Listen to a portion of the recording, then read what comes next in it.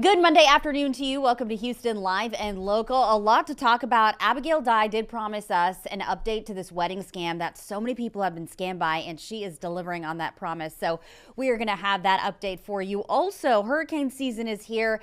That actually started officially yesterday, and a lot of you might be nervous. So we are going to be talking to somebody to help ease some of those fears, which a lot of us have that same feeling. Also, we have the same feeling here. Nobody really wants to clean a bathroom, right? But it might be actually healthy for you. You want to stick around to hear that. But first, let's go ahead and talk about our weather. It's been nice and hot and humid outside. We have meteorologist Ramisha Shea to tell us what's going on.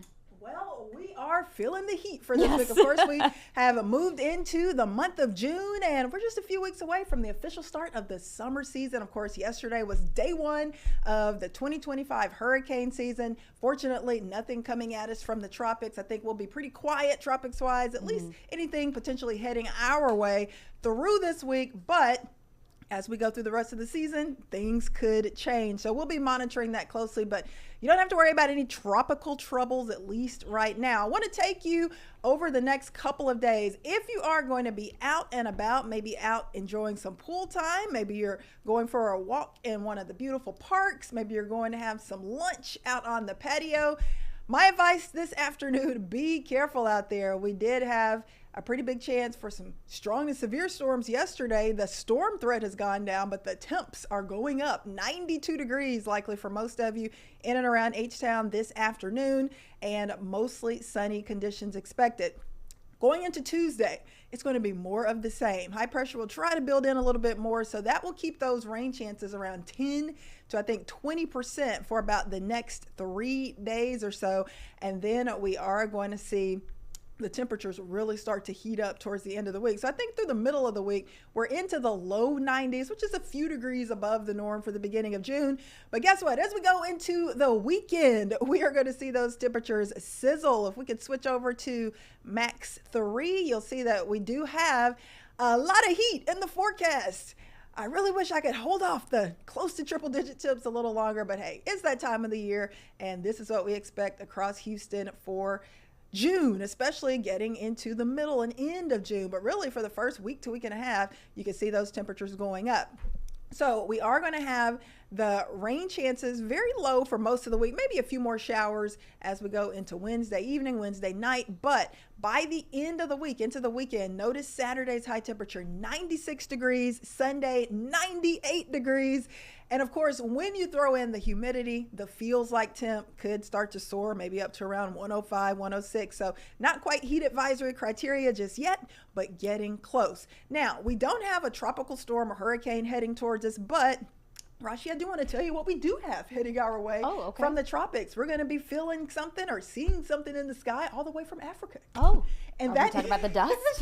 That is Saharan dust. It traveled a long way to mess with us, and it's going to be here likely Friday and Saturday. So expect the skies to start to be pretty hazy, not really smoky, but just kind of hazy. That may provide for some nice sunrises, sunsets, but of course the air quality will likely suffer a bit as we go into the end of the work week and the beginning of the weekend. So we'll likely start to see more of those air quality alerts coming up for us. Look for that for Friday, Saturday. If you have any lung issues, respiratory issues, asthma, or something like that, you may want to start thinking about maybe not being outside quite as long for Friday and Saturday, and even into Sunday. Then I think as we go into next week, some of that thicker dust will start to retreat. But for now, it is going to be pretty dusty, pretty hazy towards the end of the week. But that's better than a hurricane, yes, right? Much better than a hurricane. I'll take dust any day over a hurricane. All right, Ramisha, thank you. And speaking of hurricanes, we do know that the official start of the 2025 hurricane season was Sunday, yesterday, and it lasts all the way until November. And this year is actually expected to be above average. So Fox Weather's Brian Norcross used to be the director of the National Hurricane Center. And this is so interesting because he talks about how artificial intelligence is playing a role in forecasting those storms. The new AI models are quite good, and we're going to use them in parallel this year with the traditional computer forecasts that we've been using and improving over the years. And in some cases, the AI is a little better, in some cases, a little worse. In some cases, it gives us partial information. The AI seems quite good on where the hurricane is going, but not so good on how strong it's going to be when it gets there. All right, and speaking of hurricane season and getting you ready for hurricane season, we have our hurricane gear test back, and John Dawson is here to show us the first hurricane gear test of the season. Just like in the past, I'll be reviewing and testing products, then giving them a rating on my Hurricane Kit priority scale. We'll cover some of the classic preparedness items along with some non-traditional ones, and of course, the latest in technology. I'll continue to stress the 5 universal categories that everyone must have in their plans. Food and water top every preparedness list. I want you to have a battery-powered light source like a flashlight or a lantern. Your cell phone will need charging when the power gets knocked out. And make certain your first aid kit has been updated and is appropriately stocked. But a quick reminder, the purpose of the Hurricane Gear Test is not to try to get you to buy or not buy a specific product. I want to get you thinking about hurricane preparedness. I want you to evaluate your specific needs and consider how to best prepare. Here on the table, I have some samples from that list of those basic items. We start with Bridgeford Foods. They provide emergency meal solution in their line of ready-to-eat sandwiches, wraps, breads, and pizza. No refrigeration is required, and these all have a shelf life of 3 years. Now, storing water in your bathtub is a good idea, but it's not easy nor sanitary in the long term. But the Aquapod kit makes it simple and safe. It is the best way I know to store over 50 gallons of drinking water. Let's talk about flashlights. Ace Beam makes some of the most powerful flashlights that I've ever tested, and I'm looking forward to reviewing the P20. It's new and supposed to be great for search and rescue, but also for self-defense. Now, a lot of us need more than just phone charging power, so I like this option, the EcoFlow Delta 3 Plus. It has over 1,000 watt hours and is expandable up to 5,000 watt hours. That should provide days worth of power for a family. Now, from splinters, bruises, and headaches to major life-threatening wounds, the MyMedic MyFac is nearly the perfect first aid kit for 2 to 3 people. I hope to find more kits as good as this one this year. The Fox Local app is a great way to see my hurricane gear test. I do a new one every week during hurricane season. Once you launch that free app, you'll find them under the weather tab. And over the years, I've reviewed more than 80 products. You can see all of them on my YouTube channel. In the search bar, just type hurricane gear test or meteorologist John Dawson. All right, now switching from hurricanes to something that we've been following for you. We do know that testimony is underway right now in the death penalty trial of a man charged with capital murder in the death of Harris County Precinct 5 Deputy Charles Galloway. Now, we just got some video back into our newsroom of the proceedings in the courtroom.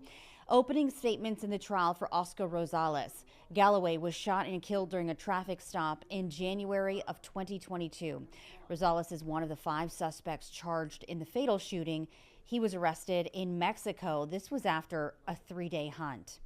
We do know also that there's a suspect that is wanted here in Harris County for, this is different, unlawfully installing GPS devices on her spouse's vehicle. Leslie Delsport live with more on this case. Leslie, why do they want to do this? Yeah, Rashi, so we're actually working to find out a little bit more right now. We're going to be speaking with Precinct 4 after our interview here with Chris Tritico, Fox's senior legal analyst. Chris, you know, Rashi just mentioned to our audience that there's a woman, her name is Maria Gonzalez, and she's a suspect wanted by Precinct 4 for unlawfully installing GPS devices in her spouse's vehicle. Now, the spouse told Precinct 4 that they're estranged, they're not together right now, so obviously he's pressing charges against her at this time. But legally, I mean, is she in the wrong? Can she be charged with this, or? Most likely. Now, you cannot place a tracking device in someone else's vehicle and track them that way. If you own the vehicle or you lease the vehicle, then you can place it in the vehicle even if you're not driving it. So that's the distinction here.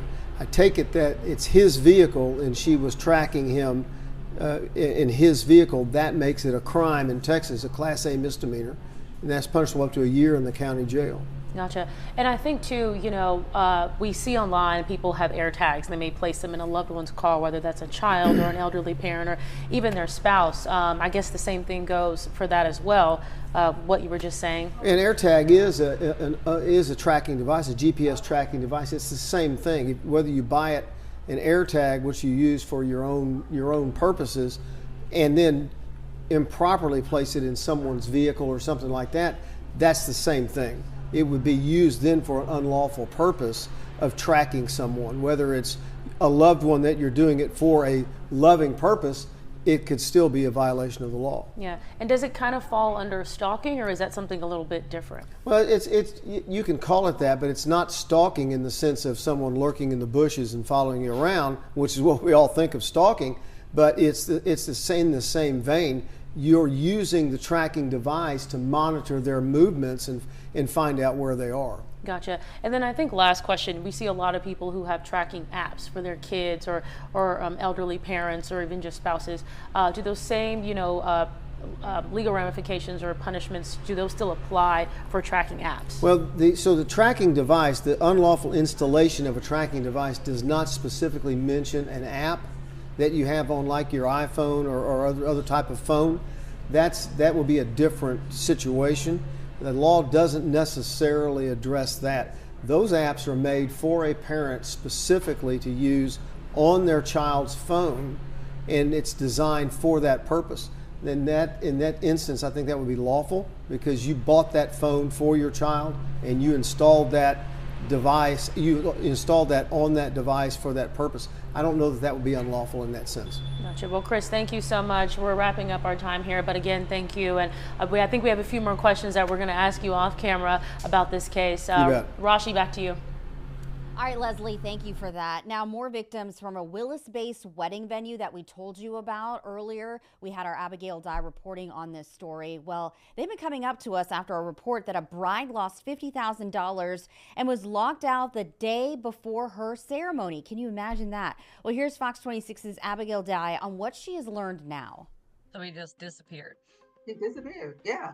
Chanel Joseph says she had her wedding in March. All the food was cold. It was room temperature to cold. He would agree to pay me, give me a refund of 50% on the food. She says between that and the security deposit, the former operator promised to refund her back about $6,000. I didn't receive a dime. I have not received a dime to date. Says she sent the operator this credit card authorization form to pay. When we came back from my honeymoon, a girlfriend of mine sent me the clip of the first news segment you did on Charleston Lane. And so that got my wheels to turning. I started going through credit card documentation. She says those records show that the payments didn't go to Charleston Lane, but to an insurance company and an apparent apartment complex. I pulled up the invoice from Charleston Lane where it showed where I made the payment and pulled up my credit card statement. It was the exact same amount on the exact same day. I'm only led to believe that allegedly he used my credit card number to pay these other people, but pawned it off as me paying on the invoice. I've now confirmed documentation of lost funds with 11 different possible victims. That total loss adding up to over $153,000. I hope he does the right thing and reaches out to the people that he's hurt and give them their money back. The Montgomery County District Attorney did confirm with us last week that the Sheriff's Office is investigating this matter. If you have a story like this one, reach out to them to aid that investigation and reach out to us. We're going to continue to push this forward. For Fox 26 News, I'm Abigail Dye. Well, police do say that a number of cities have stepped up their security across synagogues and other Jewish sites, and all of this comes as the FBI is investigating a targeted terrorist attack in Boulder, Colorado that hurt 8 people, and this was just yesterday. Jim Hooley reports from Boulder.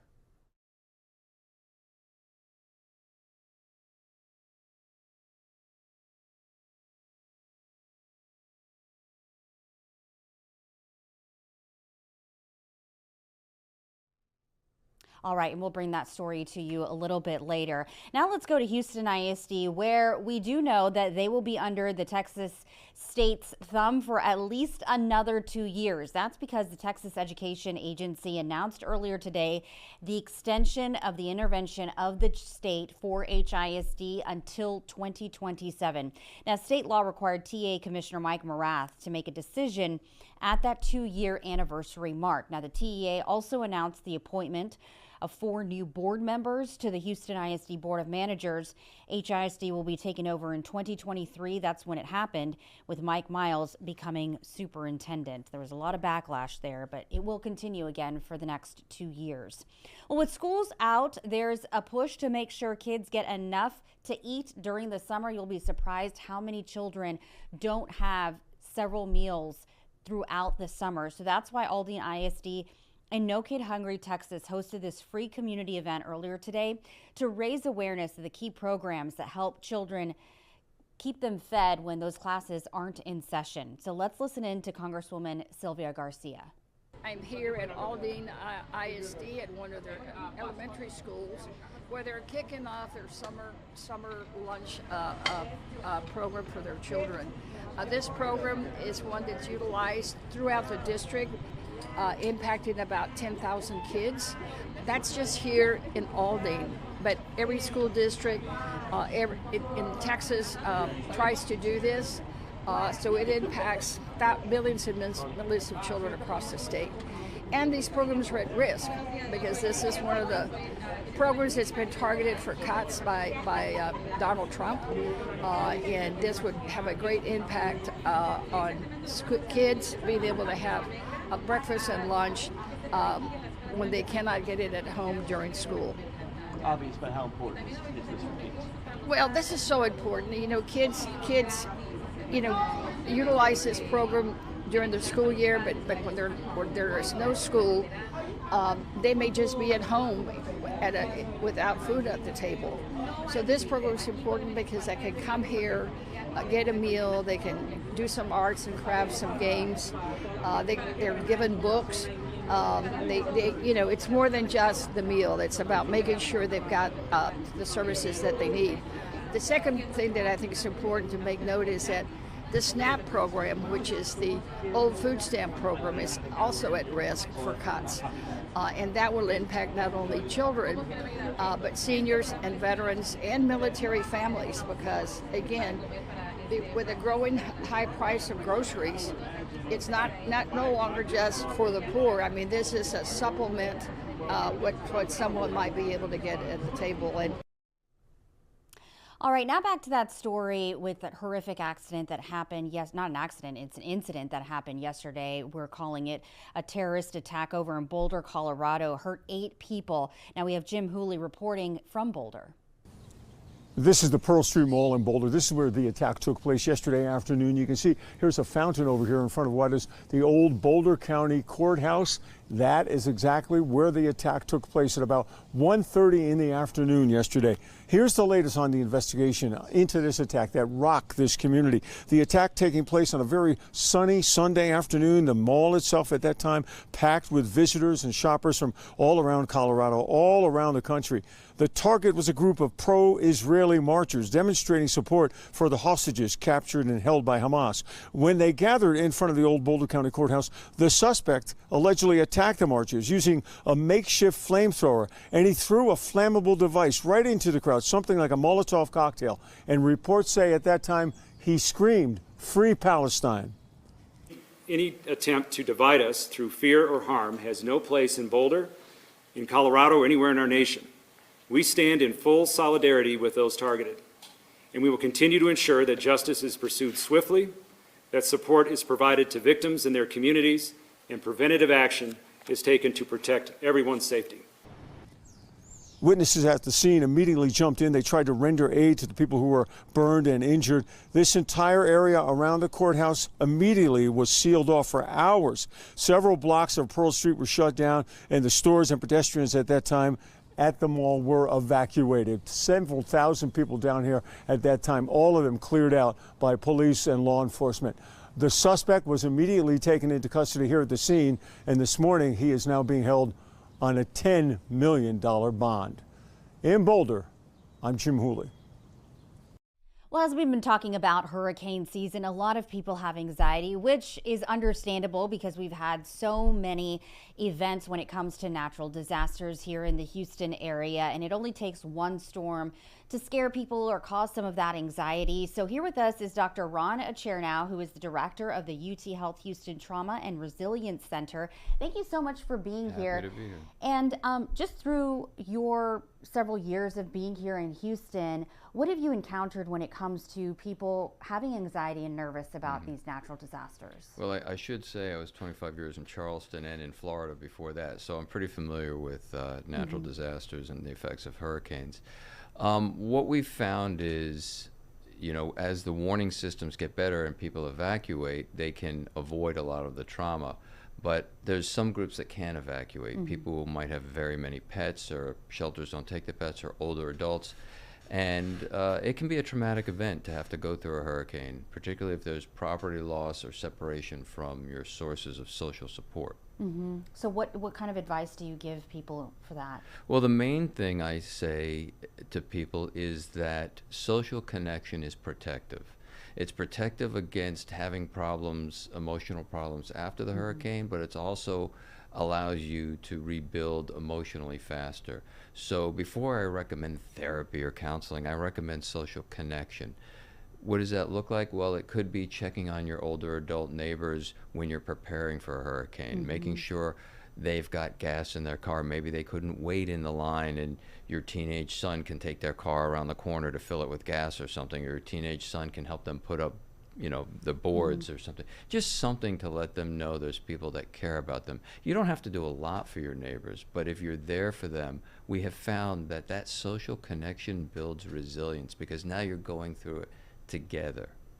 That is so important, and I haven't really even thought about that before because, you know, in the community, I remember being out during Hurricane Harvey and everybody was helping one another, but that was the first time they're meeting one another too. So your point is to do that ahead of time. If you can, do that ahead of time because then it also makes the connections easier to establish afterwards. If everyone's in the process of rebuilding and you haven't made connections, it might be harder to make them because people are focused on their problems.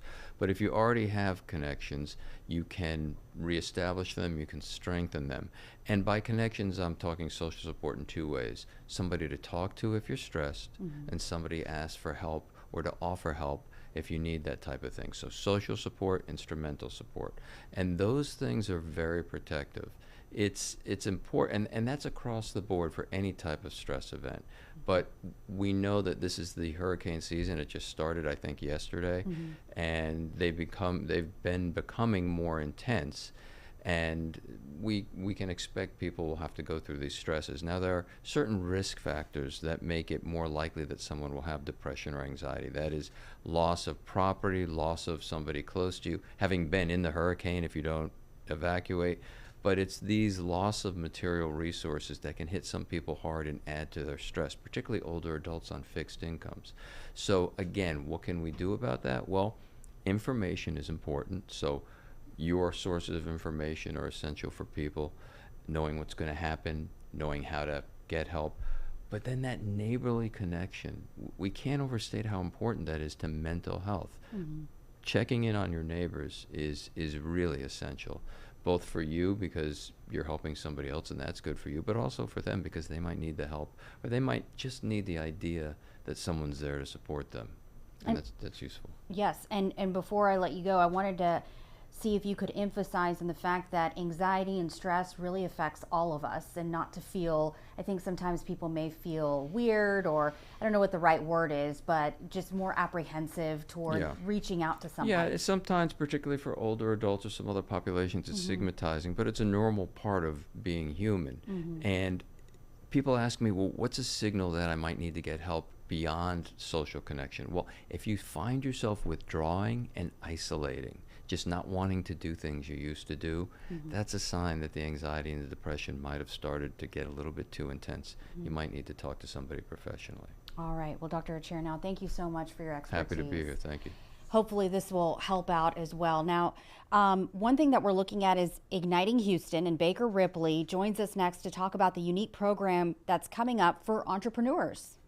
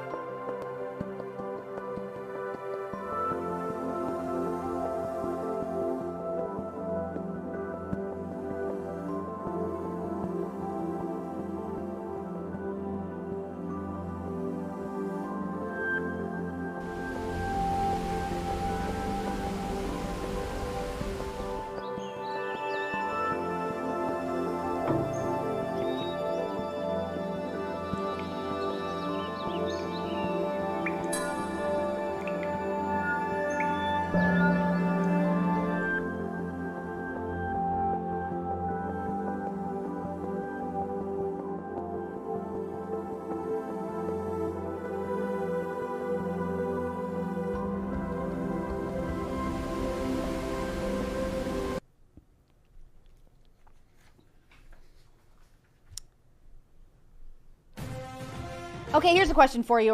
Are you an inspiring entrepreneur? Or maybe you have a great business idea and you're like, how do I get this going? Well, it's so great because Baker Ripley has this program that's actually seen a 200% increase because people are really wanting to get their businesses out there, their ideas out there. And so we have with us today Danny Vieira, who is the Small Business Education Manager with Baker Ripley. So first off, tell me how Baker Ripley helps someone who has a great idea.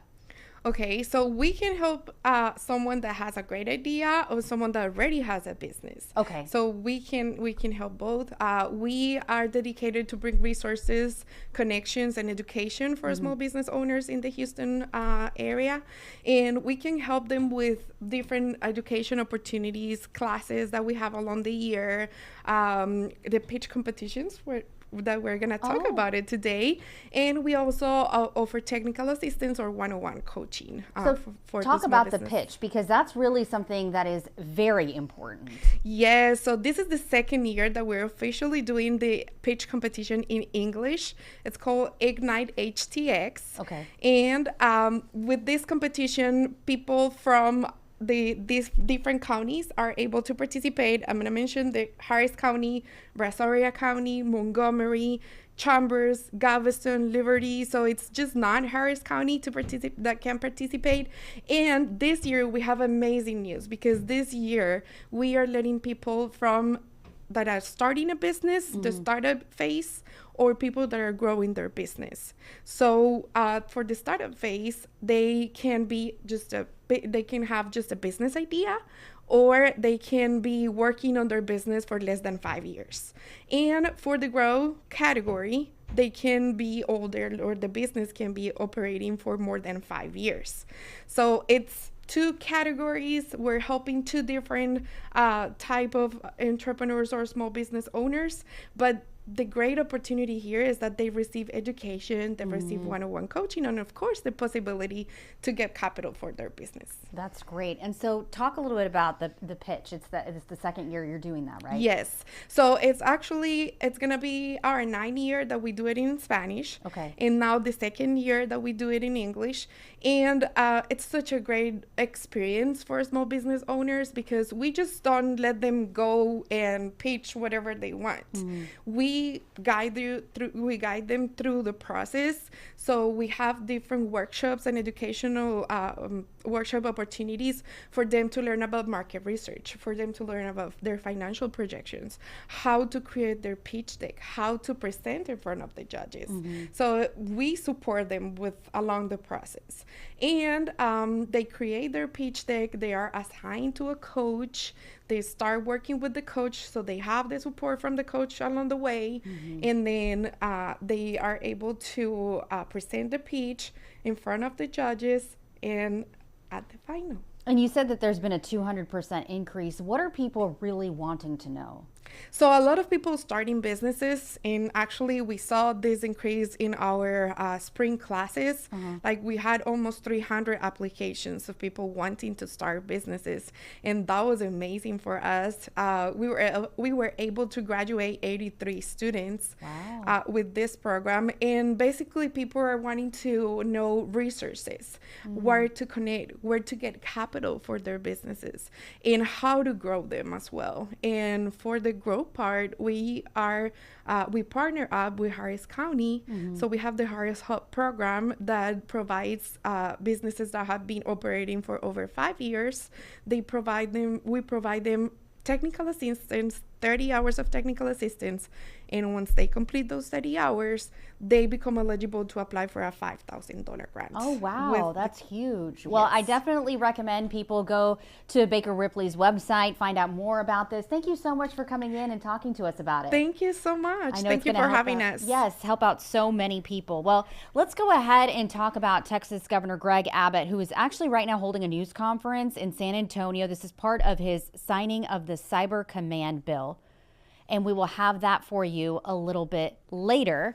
It's a live news conference that is happening. Now, we do know that this is a final day of the Texas legislature, and school funding has been a huge debate.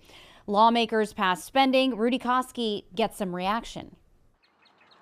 The last day of school for students with Austin ISD was Thursday. It's a little voting aye. The bell that rang in the Texas House chamber Thursday also signaled an end. The final vote was taken on HB 2, an $8.5 billion funding plan for a public school system that has struggled under previous funding formulas. Satisfying all of those needs is an incredible undertaking, and I believe that this version of House Bill 2 before you now meets that moment. About half of the money, $4.2 billion, goes to pay and retention. $2,500 for teachers with 3 to 4 years of experience, $5,000 for teachers with 5 or more years of experience in districts with more than 5,000 students, $4,000 for teachers for 3 to 4 years, $8,000 for teachers with 5 more years of experience in districts with 5,000 or fewer students. There's also a $500 million breakout for support staff pay raises, entry-level teachers, counselors, librarians, nurses, custodians, bus drivers, and other support staff. Certainly didn't have to happen this way. Harvey Kronberg with the Quorum Report noted how teacher pay was used as a political hostage by Governor Greg Abbott in the fight over school choice, then used as leverage in the debate over banning THC products by Lieutenant Governor Dan Patrick. Final passage of HB 2 may still bring some political fallout. So the philosophical difference is, do you trust the local school boards or do you trust the legislature? And I'll leave that to the public to decide. There are several funding carve-outs in HB 2. $677 million for early learning programs, $430 million for school safety, $850 million for special education, $200 million in charter facilities funding, $300 million for rural schools, $153 million for career and VOTEC programs, $135 million for teacher certification. I'll be voting for it. As I've said before, I would vote for a $1 increase to public education. In saying that, Round Rock Democrat James Tellerico also noted HB 2, while large, gets a failing grade for keeping pace with inflation. There's also questions about creating a new $1.3 billion allotment for basic costs. That's money for insurance premiums, retirement costs, utilities, transportation. HB 2 certainly is a mixed bag for public education advocates like Heather Sheffield. It is great news. It's amazing. However, we just still have some concerns. Sheffield, who is with the Association of Texas Professional Educators, spoke with me about those concerns. It really hamstrings the way that districts can spend the money because it was given in such a way that it must be spent in certain areas. And so it does complicate matters a little bit. So what's the next step? Well, I think, unfortunately, we're going to see some things happening in the interim with districts having to cut their budgets. And again, because 86% of most district budgets are staff, I think we're unfortunately going to see some staff reductions and more school closures around the state. Is there a little bit of a bear trap in this, and that's the property taxes? A lot of the allotments are also tied to a raise in property values. And if there is not a raise in property values, we're going to have an issue there too. So again, this is great news in some aspects, but it is a cautionary tale because there is going to be more help needed in the future. At the state capitol, Rudy Koski, Fox 7 Austin News. All right, state lawmakers approved colleges make direct payments to student athletes. As Stephen Dahl reports for us, reports from Dallas, the pay-to-play law is only waiting for the governor's signature. Since 2021, college athletes have been able to receive payments for their name, image, and likeness from companies and boosters. This bill would open the door for Texas universities to directly pay their athletes. In a few months, universities are expecting a judge to approve a lawsuit settlement against the NCAA involving payments to college athletes nationwide. The nearly $3 billion settlement would send millions to each Division I school for direct payments to athletes. It's retroactive to 2016, meaning athletes who competed before NIL became legal are eligible for back pay. The House and Senate in Texas passed House Bill 126 this week because Texas law currently does not allow colleges to pay athletes directly. So if the settlement were approved tomorrow, Texas athletes would still not be eligible to receive money under state law. University officials warned the Senate in a call this week that Texas will be at a disadvantage if the law is not changed quickly. And because that final order on NIL settlements that are already in place will not be issued by a judge until the fall, we are considering this legislation to make sure after session that we're in compliance with that settlement. College recruiting happens well before students graduate from high school. The law does have an amendment saying students 17 and older can only start receiving NIL funds once they are actively participating in college. We're creating some common sense by amending it, making sure that no athletes under 17 years of age will be eligible for an NIL agreement. And from 17 and older, no athlete in high school can receive any money under an NIL agreement until they're enrolled in college and participating in the program that they agreed to participate in. If Governor Abbott signs the bill, it will take effect on September 1st. All right, and there are some unwanted guests inside of an Austin apartment building. We're talking about raccoons. Here's Meredith Aldies.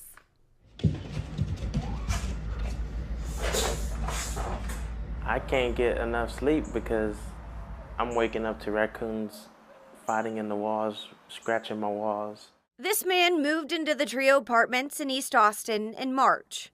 When did you start hearing these raccoons? Like 2 days after I moved in. He says it's an everyday thing now, and he's worried about what might happen next. These raccoons are already getting up in the walls. no telling if they're gonna come into my apartment. And if they got rabies, that's dangerous. He complained to the complex back in March. They responded in part saying, quote, "Please know that we are actively working on a solution to address this concern. Our long-term plan is to implement a 360-degree exclusion of all buildings to prevent raccoons from gaining access to the walls. In the meantime, we're exploring several different deterrents that can help draw the raccoons out and keep them from returning." As you can see, the work that they did was just put a piece of wood right there. And he says the ruckus hasn't stopped. I know for sure there's 2. I don't know if there's any more, like a family, but I know for sure there's 2 because, I mean, you heard the fighting on the video. A wildlife specialist also listened to this video. It sounds like raccoons, right? It's actually really tough to say. Nighttime noises could be raccoons. Daytime noises, most common animal would be squirrels. He says he'd have to do an assessment to really know, but he wouldn't be surprised if they're raccoons. Raccoons are pretty strong and pretty ingenious in how they can, find their way into these buildings. He says they can make their way through vents or siding, essentially any weak point on a building. And once they're in, they'll tear up insulation, they'll get into HVAC ducts. They can just be really destructive, and not necessarily because they're trying to mess up your house, but that's just what they do. And then also, it's worth noting that they can carry diseases. There's a long list. I will say it is fairly rare in extreme cases where humans are contracting these diseases when there's a wildlife incursion, but they're also not the cleanest. So he recommends appreciating them in nature, but when they're inside a structure, it's time to set some boundaries. The most efficient and most long-term effective solution is to find ways to seal off their entry points, to seal up the house. And the trick, because you don't want to seal the animals in the structure, is using something called a one-way valve. It is an incredible little device that allows passage through the valve in one direction and not the other. Meredith Aldis, Fox 7 Austin News. Still ahead, our Heather Sullivan is going to show us how to clean our bathroom without all those toxic chemicals.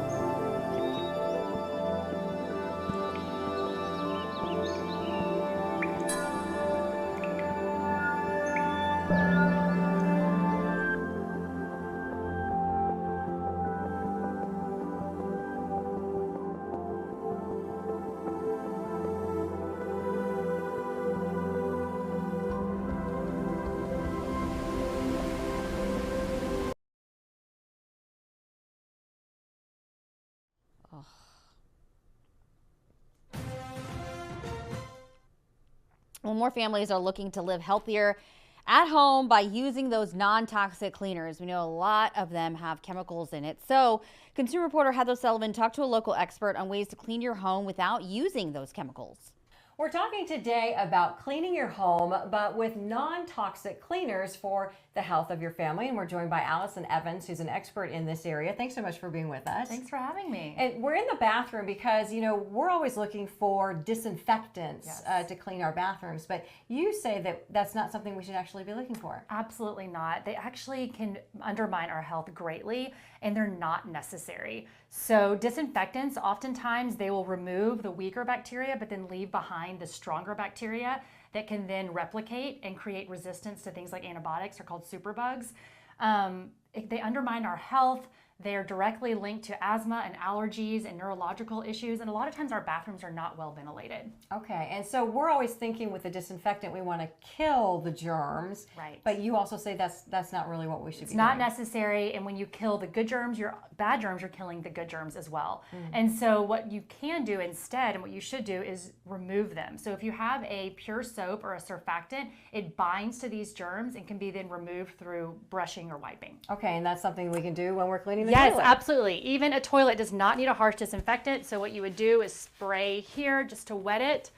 And then we have our Oxygen Boost, which is a non-toxic scouring powder that we will sprinkle around the toilet bowl. I usually let it sit a couple of minutes. You can have the option of spraying again. And then just get your toilet bowl cleaner. Do a little bit of cleaning here. And how do we go about identifying a good cleaner that, you know, maybe we're either getting in the store, or are there things that we maybe have around the house we can be using? Yes, absolutely. So vodka and hydrogen peroxide are actually wonderful disinfectants that we all probably have somewhere in our home. And we just want to make sure we're steering clear of the disinfectants on the label, as well as harsh fragrances. Okay, and you were talking about the health implications that some of these toxins can have. And this was all sort of inspired by your own journey. That's exactly right. Yes, I was having neurological issues, migrating pain, kind of all these mysterious symptoms that honestly resembled early stage MS. Once I removed all the toxic cleaners, pesticides, synthetic fragrances from my home, almost all of my symptoms disappeared. Okay, well, Allison Evans, thanks so much for sharing with us. We appreciate it. In Houston, Heather Sullivan, Fox News. All right, good tips there. Well, the biggest summer safety threat for your kids might actually be inside of your home. We're talking about unsupervised access to the internet. Parents beware, even grandparents, or say you're just even babysitting. Sally Mack talks with Captain Adam Acosta, who oversees criminal investigations at the Montgomery County Precinct 3 Constable's Office. So your office has an Internet Crimes Against Children task force. How many detectives are assigned to that task force specifically looking at online crimes? We have 4 detectives total that specifically look at online exploitation. And you're not just looking at things happening in Montgomery County, right? Because sometimes they might come across something that's happening outside of the jurisdiction. Correct. Yeah, these cases can lead us to all parts of the area, even out of state sometimes. We originate in Montgomery County, and then we go wherever the investigation takes us. And what kinds of crimes are we talking about that your 4 detectives on this task force are looking into? We look into anywhere between child pornography, the downloading, the sharing, the solicitation of minors, trying to get to meet up for sexual encounters, all the way to human trafficking of children that try to get them into the prostitution life and sell them for sex or something like that. I think summer can be a very anxious time for a lot of parents, because we know, especially for working parents, right? We know our kids are probably going to be online or on their devices more so than usual when they're out of school. Is there a common thread that you're seeing among some of the cases that your detectives are investigating as far as where predators are? Yeah, so the one thing about these types of crimes is that we have to keep up with the predators, right? There's all sorts of new technology always evolving, whether it be Snapchat, Roblox, WhatsApp, Facebook, Instagram. All of these things come into play because they know that the kids are on them, right? So a common thread is just mostly where the kids are at, the predators are at. And that is scary, especially when you think about things like Roblox, right? We know that there are millions and millions of kids on those, and a lot of the kids on those are under the age of 13 even, and so that can be really scary. When you talk to the parents of victims, what do the parents tell you they wish they had done? They wish they had, whenever they saw signs of behavior changes in their child, they wish they had reported it to the police, or somebody that could have reported it to the police and helped them get some information, help them get a case started, help them start looking into things. Mm-hmm. So that would be the first thing to kind of look into, like if my child is experiencing changes in behavior, something might be going on online that I don't know about. Absolutely. So when these predators try to solicit the kids, there's all sorts of grooming that's going on and manipulation. They try to gain their trust. They try to get to exchange pictures, and then they are eventually looking for some sort of encounter, right? As most of them are. And along with all that stuff goes a lot of mental health issues for the child that's going through. They're confused, they're scared, they don't know who to tell, embarrassed. Yeah, these can be hard conversations too for parents to have. I know I have an 11-year-old and a 14-year-old, and sometimes I'm like, oh, I don't know how to start the conversation. But I think, talking to kids there are not good people on these apps, and that's a hard thing to tell kids, but just starting that conversation. And do you think like repeatedly having that conversation is a good thing? Absolutely. I think the strongest thing that we have out there as law enforcement is parental involvement in their kids' lives when it comes to being online, in their phones. Know who they're talking to, know what apps they're on, question who they're talking to. If you suspect that something isn't right, normally trust your gut feeling. Know your child, know their behavior patterns, stuff like that. And again, if they change their behavior for any reason, then get more actively involved and start investigating yourself. Yeah, and there are parental controls on a lot of these things, like Roblox, for example. Sure. and you can, it takes a little bit of research, but once you figure it out, it can give you peace of mind, I think, when you have those parental controls. Sure, absolutely. Yeah. All right, thank you so much, Captain Adam Acosta from. All right, coming up next, living in a shipping container.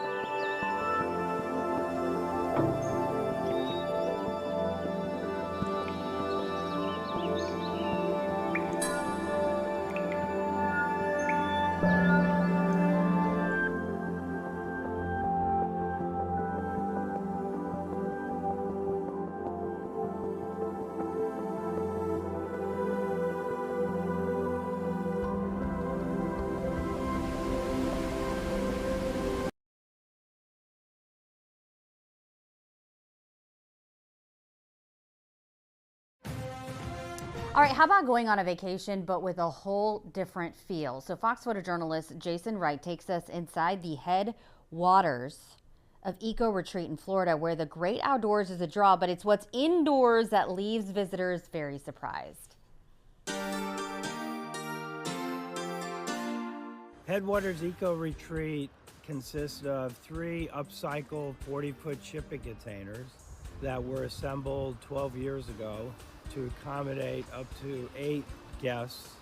It includes hot and cold running water, air conditioning, all the comforts of home, but it only occupies a small slice of the property. We wanted people to know that they were in a shipping container. So we left as much of the shipping container, the corrugated metal that you see on the outside, we kept as much of that on the inside as possible. But you have to have insulation, and insulation's covered with sheetrock, so some of those walls in there are covered with sheetrock, so it gives the appearance of being a traditional home. The areas that we were able to leave exposed was the middle of the containers that didn't require insulation.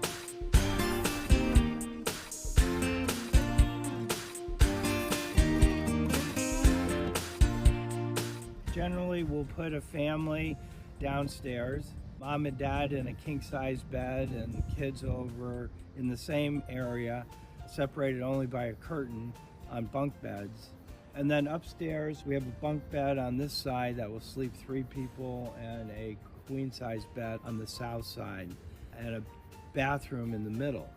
Facing the river here, we have a common area which consists of a dining room table, a living room area, and the kitchen itself. But most people that come here want to be outdoors. When we ask what attracted you to the property to begin with, oftentimes they'll say, wow, we never lived in a shipping container before, so we thought we would check it out. And the comments are, boy, it was much more spacious than we first anticipated. It was more like a home than we thought it would be. I've talked to many, many, many guests who have wanted to do something similar, and where they get stopped is their local municipality planning and zoning.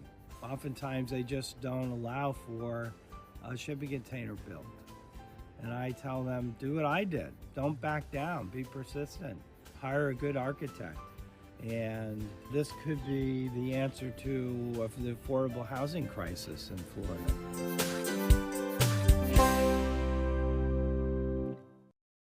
All right, that seems pretty cool if you want to do a vacation like that. We want to thank you so much for joining us, but stick around. Anthony Antoine is next to continue Houston Live and Local.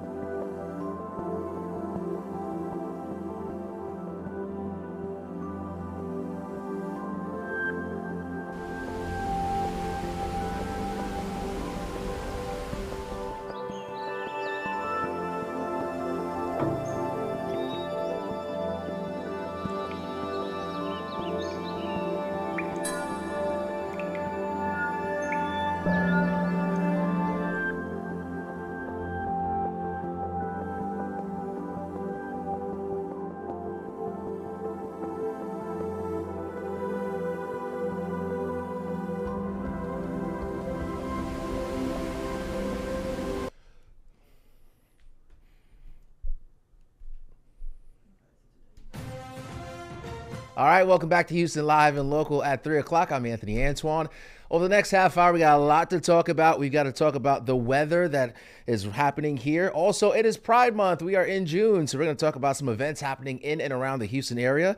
And also why you need to be careful because, you know, when you're out there with your family swimming, unfortunately, sometimes we cover kids passing because of swimming deaths as well. And he's not even been convicted of anything just yet, but there are some pardons talking and surrounding Diddy, of all people. So we're going to talk about that and so much more. But first, we got to bring in Ramisha Shea, who's going to be joining us now to talk about the forecast in the tropics, because we are in, after all, that time of year, that season. Spicy topics coming up right here. Spicy weather outside. I ran to my car to grab a few things that I forgot, and I just started sweating just within 2 minutes. It is steamy out there. You know what's crazy? I can't even wear my shirt and tie to work because it's so hot already. Usually I wear my shirt and tie to work, but now I'm like wearing I walk in with my work coat that I wear because it's usually chilly in here. Yeah. I was like, I can't do that now. I have to wait till I get inside because it is sizzling outside. Sure. So make sure you're prepared for the heat. If you have some time off, maybe you're enjoying a little pool time, make sure that you are prepared for heat, humidity. If you're out there for longer periods of time, drink the water, hydrate, and don't forget the sunscreen. All right, I do want to transition and talk about what's happening in the tropics. Of course, today is day 2 of the 2025 Atlantic hurricane season. It officially began yesterday, and we are keeping a close eye on what is going on out there. Of course, last week, if you remember, we did have a tropical storm to pop up in the eastern Pacific. That was Tropical Storm Alvin. So Tropical Storm Alvin actually became a tropical storm in the eastern Pacific last Thursday, but by Saturday it was already post-tropical cyclone Alvin, because guess what? It moved into much cooler water temps near 69, 70 degrees near Cabo, and it quickly fell apart. So nothing in the eastern Pacific to worry about now, but as of today, we are now watching for possible development off of the southeastern U.S. coast. So this just is a reminder that things can change so quickly during hurricane season. Yesterday, when I was giving this update, there was nothing going on across the Atlantic basin. Today, however, you can see that big flare up of showers and storms stretching from Tampa to Miami for the Florida Peninsula. That's just disorganized shower and storm activity. However, the models are indicating that some of those thunderstorms could kind of roll off of the Florida coast and kind of hang out across the southeastern U.S. or just offshore of the Florida area, the Carolinas, Georgia, and there is a 10% chance, it's very low, but now there is a very low 10% chance that over the next 7 days, some of those showers and storms could organize into a non-tropical low that could gradually transition or maybe start to take on some tropical characteristics. So if this were to develop, chances are it wouldn't make a left turn and head towards us. It would likely maybe impact parts of the Carolinas, but it is a sign that it is definitely hurricane season, and it is something that we are going to monitor. Let's see what our exclusive Fox weather model says. Well, you can see those showers and storms kind of circulating around Florida and Georgia. By Wednesday, starting to look a little bit more organized and impressive. However, still, I don't think we'll have an area of low pressure just yet. But by Friday, you can kind of see it swirling there, circulating, maybe getting a little stronger. So we'll have to watch for Savannah, Charleston, Wilmington, maybe an increased threat for some stronger wind gusts, heavy rain. Of course, those tide levels will start to increase, beach erosion increases. So even if we don't get an actual tropical system, there will still be some impacts. Maybe if you're planning a vacation in any of those spots this weekend or early next week. So we'll have to watch it closely, but certainly does not look like it is going to be heading towards H-Town. What will be heading towards Houston? Well, it's not going to be a hurricane. It's going to be a ton of dust. This is a look at our future track for Saharan dust. It is the dust season officially now. We've got a big plume of dust coming off of the west coast of Africa, and it is going to head our way. I think Friday and Saturday will get the thickest of that dust plume, and it's actually going to act to do a few things. It's going to kind of cause a white tint to the sky. It's going to reduce the air quality, and it's going to make it a bit hazy and dusty, especially Friday and Saturday. But at least we're talking about dust, and we're not talking about one of these names for a tropical storm or hurricane headed our way. But if we do get some development off of the southeast U.S. coast or anywhere else in the Atlantic basin, first name that we'll be using for this season will be Andrea, and we'll end with Wendy if we're able to get through that entire list. I'm hoping that we don't, but all of the preseason forecasts did call for an above average hurricane season. What about categories? Of course, last year, 2024, Beryl roared through Houston, right through the heart of downtown Houston, and it was a high-end Cat 1, around 90 miles per hour at its strongest.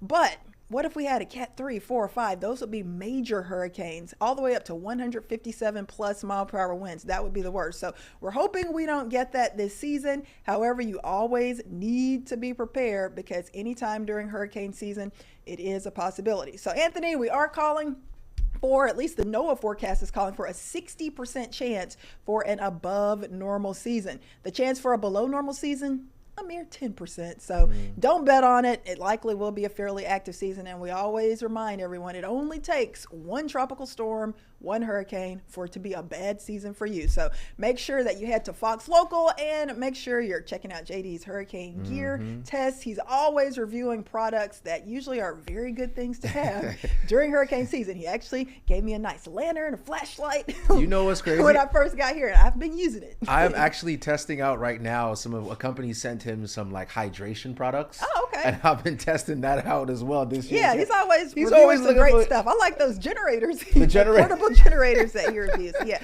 check it out. He's got all those segments on Fox Local. It's some great stuff. And just make sure, whether you purchase those products or other ones, make sure you have your disaster supply kit ready for you, for your family. Check your insurance papers. If you're in a flood-prone area, you don't want your house to flood and not be protected. So make sure your flood insurance is good, and just check to see if you live in a low-lying area, if you're at a higher risk for flooding. So all of those things are good. And you know, you said something last week that I really enjoyed. You said, like, don't wait for the storm to be named or something, then start getting your stuff Because together. a lot of times, you know, it might be too late. There may be certain things that you need to do, and it may take a little time. And the storm could be bearing down on you in the next day or two. So, you know, you really want to be prepared while it's quiet. And correct me if I'm wrong, last year was kind of predicted to be another higher than above average. Last year was predicted to be a crazy busy season. Now it ended up being above average. It wasn't as active as what was forecast, but it was still an above average season. Ramisha, always appreciate chatting with you. Always good advice. No problema. She'll be anytime, at 5 and 6. Always a pleasure here. All right, now let's go ahead and hear from the Dr. Michael Brennan over at, he's the director of the National Hurricane Center. He talks about the risk that Ramisha just mentioned, because again, we are in hurricane season. Take a listen. We've been in an extraordinary period of hurricane activity in the U.S. with 25 hurricane landfalls since 2017. So just about every part of the U.S. coastline, from Texas through Florida up the East Coast to Maine, has seen impacts during this period from either landfalling storms or the impacts of storms that have moved into that region. So for everyone in these hurricane-prone areas, it's really important now is a time to assess your risk. Yeah, and really, he's reiterating everything Ramisha just mentioned, right? Because it's good advice, you guys. Please heed that warning. Again, it only takes one. But, you know, we live in an age where artificial intelligence is taking front and center. No matter what industry you live in, things are progressing, things are progressing on the AI front. And now we have Fox's Eben Brown is going to show us how artificial intelligence is also impacting forecasting. How's your air quality? It's one of the questions we often ask before heading outside for the day. Your local forecast or your favorite weather app might tell you things like the air quality index or whether it's going to rain. But what if artificial intelligence could predict those things and warn you in advance? This is everything from integrating observations of our environment to modeling and forecasting, as well as delivering products and services for everyday use. Microsoft says its latest AI model, called Aurora, is accurately predicting not just the temperature and the wind chill factor, but weather events as complicated as hurricanes and typhoons. They even claim the forecasts outdid the National Hurricane Center's 5-day cyclone tracking, though forecasters stress it's not a competition. The Weather Service is actively working on partnerships across the board to figure out how we can leverage that work. Using artificial intelligence to help with meteorology isn't exactly new, but Microsoft plans to incorporate Aurora's work into the forecast algorithms on its MSN public portal, using it to offer forecasts that update hourly, which suggests they have high confidence in the AI's capabilities. There's a lot of excitement out there about the potential for AI to support our forecasters and to support the delivery of not only the forecast information, but what that means to the consumers. And it comes just in time for the start of hurricane season. NOAA predicts above average activity this year in the Atlantic. In Miami, Eben Brown, Fox News. Yeah, make sure you guys pay attention to artificial intelligence. It is here to stay. All right, let's get to some really disturbing news here coming out of Boulder, Colorado. You may have seen this news break here over the weekend.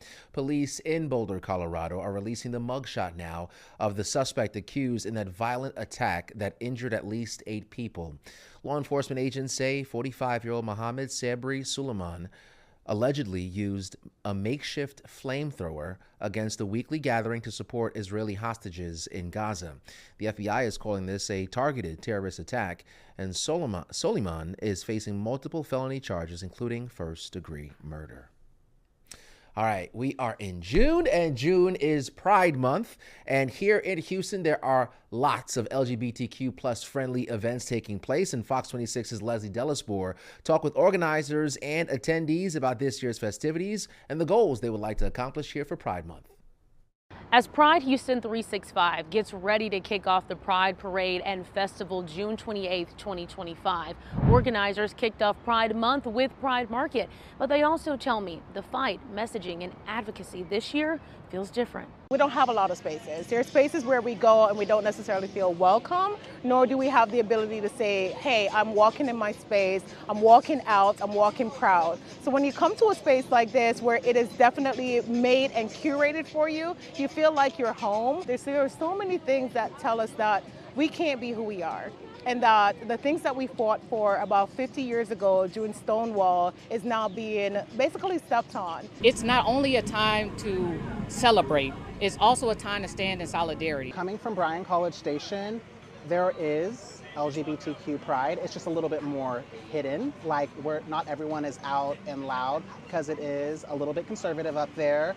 Now here, it's very nice to be surrounded by like-minded people and just people that authentically are themselves. I think for me it's really important that it's the 10th year anniversary of the same-sex marriage legalization. You know, there's over 700 anti-LGBTQ legislations, like anti-bills, in across the United States. I feel the need to be more resilient, to be louder, to really go forth with my mission of just being openly myself.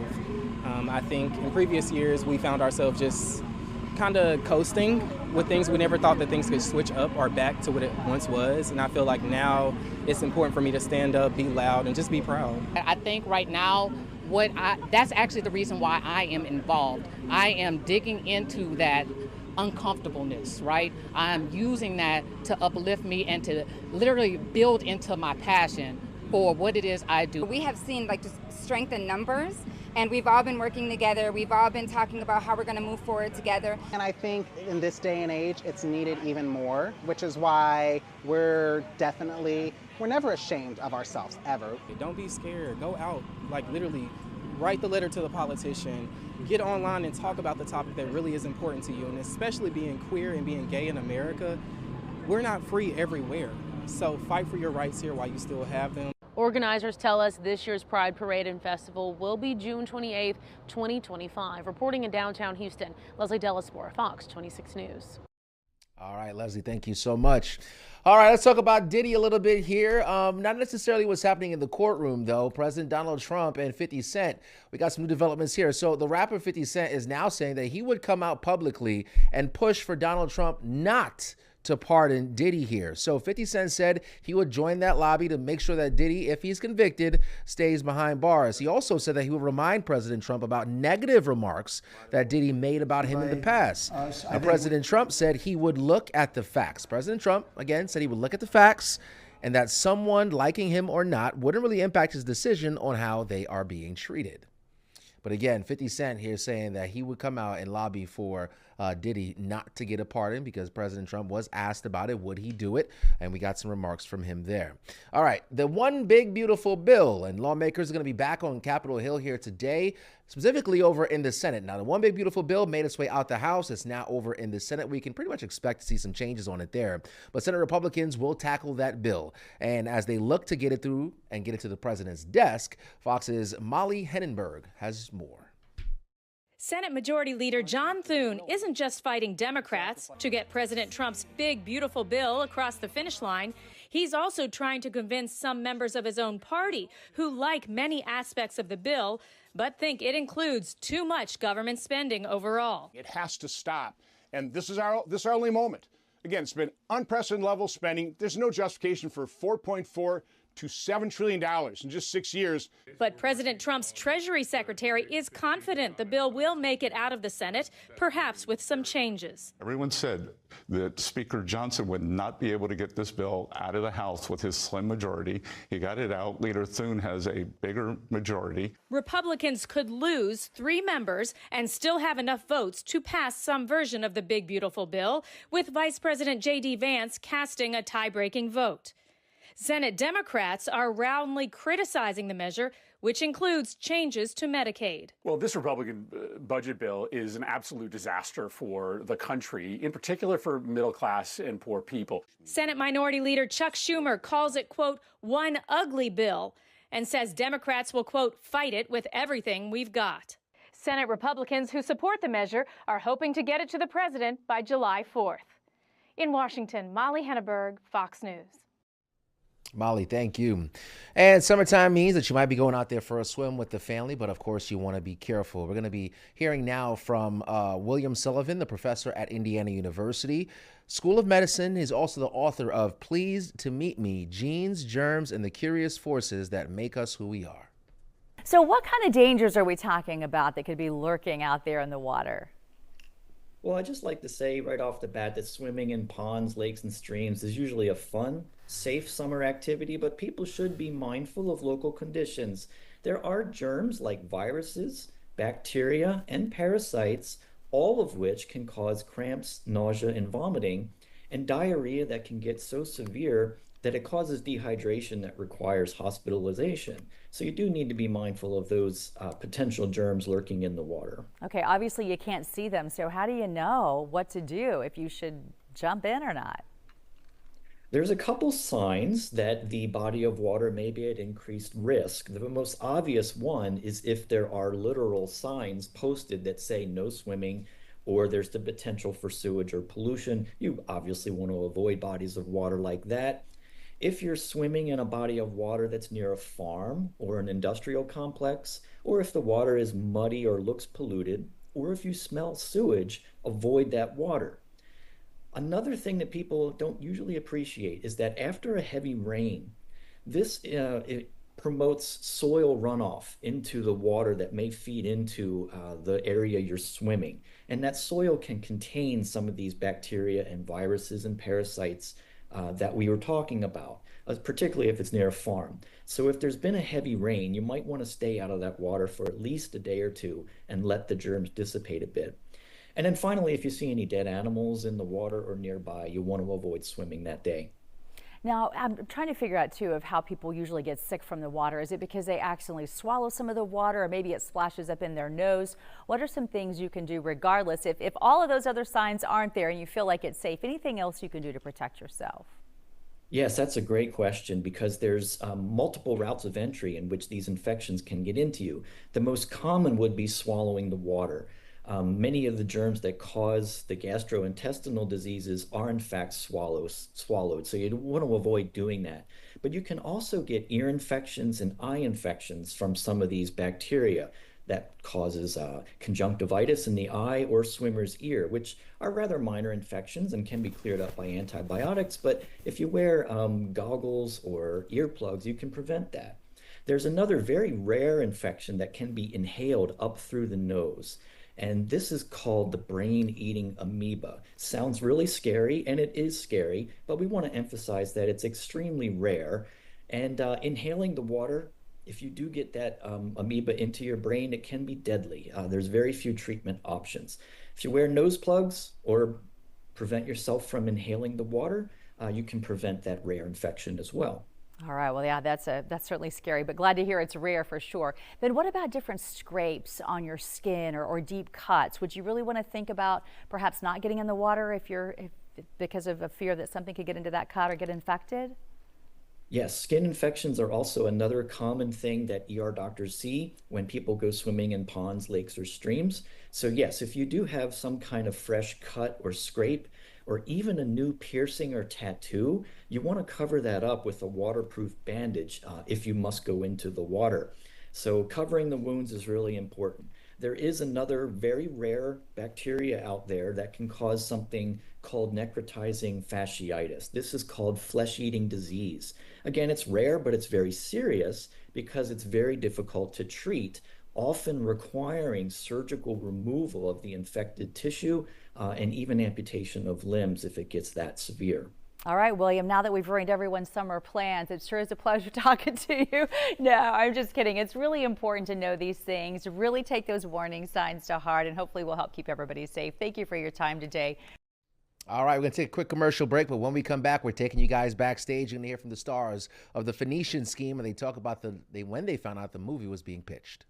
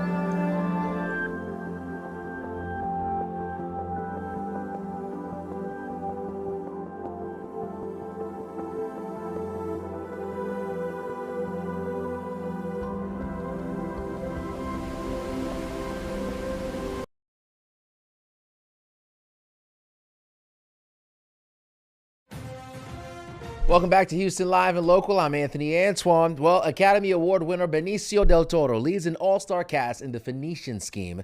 Wes Anderson is back to making magic on the big screen, and Dave Morales has more in today's Backstage Experience.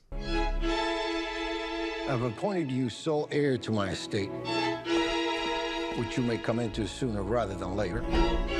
Why? It's been 6 years since our last meeting. I have my reasons. Which are what? My reasons? Corridor Land and Sea Phoenician Infrastructure Scheme, my most important project of my lifetime.